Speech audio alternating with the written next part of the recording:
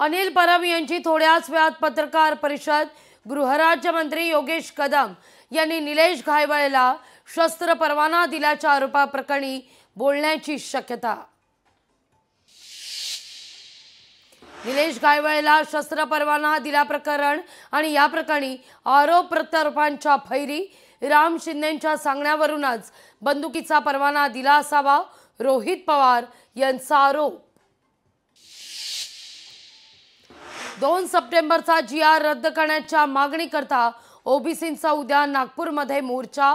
Yashwant stadium ते संविधान चौक मोर्चाचा मार्ग। हैदराबाद गॅझेटियर रद्द करणं, ओबीसींसह सर्व घटकांची जातनिहाय जनगणना करणं या प्रमुख मागणीकरता कुणबी समाजाचा आझाद मैदानात एल्गार मोर्चा। विषारी कोल्ड्रिफ्ट कफ सिरप बनवणाऱ्या श्रीसन फार्माचा मालक रंगनाथन गोविंदन याला अटक। विषारी सिरपमुळे अनेक बालकं दगावली। गोगावले पिता पुत्रावर गुन्हा दाखल करा, ठाकरेंच्या शिवसेनेचे सोमनाथ ओझडे यांची मागणी। शासनामार्फत बांधकाम मजुरांना साहित्य वाटपात भ्रष्टाचार झाल्याचा आरोप।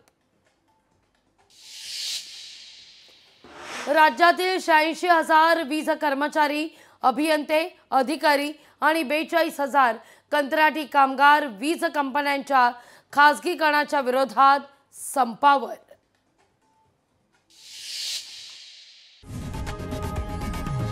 लोकशाही मराठी ऐका, पहा, जागरूक रहा।